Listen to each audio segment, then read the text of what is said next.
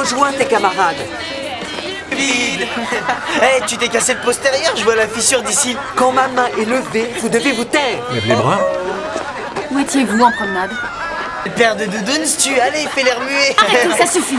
Mais au moment où le médecin aide le garçon à se changer, les autres enfants commencent à se moquer de lui. Carter remarque la scène et rassure immédiatement Stuart, en lui disant de ne pas faire attention à leurs remarques. Peu après, les médecins demandent aux enfants si quelque chose d'étrange s'est passé dans le bus. C'est alors qu'un garçon avoue soudain avoir senti une odeur bizarre. Les pompiers se rendent immédiatement sur place pour inspecter le bus, mais ils ne trouvent rien d'anormal. Par mesure de sécurité, les médecins décident quand même d'isoler temporairement tous les enfants. Pendant ce temps, Carter remarque que Stuart ne va pas bien. Il pense que quelque chose a peut-être déclenché sa crise d'asthme. Mais Stuart garde le silence.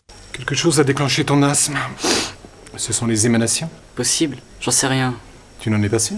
J'essaie de t'aider. C'était les émanations. Et d'où elles venaient? Il croit que j'ai cafeté, Non. je le sais. Beau va être furieux. Ça ira, ne Il va me le t'inquiète faire pas à propos payer. de Beau, tout se passera bien, je t'assure. Tu sais que tout ce que tu me diras restera secret. Rassuré par cette promesse, Stuart finit par raconter toute la vérité. En réalité, le garçon qui se moquait de lui avait une bouteille de solvant avec lui, mais personne ne savait ce qu'il y avait exactement dedans. Après avoir entendu ça, Carter appelle immédiatement Mark. Quand Mark arrive, il découvre que les garçons continuent de plaisanter entre eux, sans comprendre la gravité de la situation. Mark leur explique sérieusement que ce solvant inconnu pourrait leur faire courir un grave danger. Mais les garçons ne prennent toujours pas ça au sérieux. N'ayant pas d'autre choix, Mark prétexte un simple contrôle médical pour emmener le garçon à l'écart. Alors que l'aiguille froide s'approche lentement, le garçon commence enfin à paniquer. On prend un peu de sang et on le marque avec de l'hydrogène radioactif. Ensuite, on le réinjecte dans tes veines.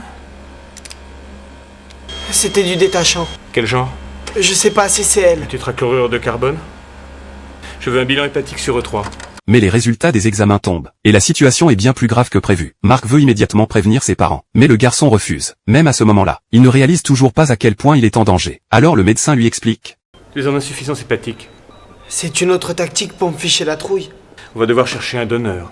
Un donneur? Et tu risques de mourir si tu n'as pas de transplantation.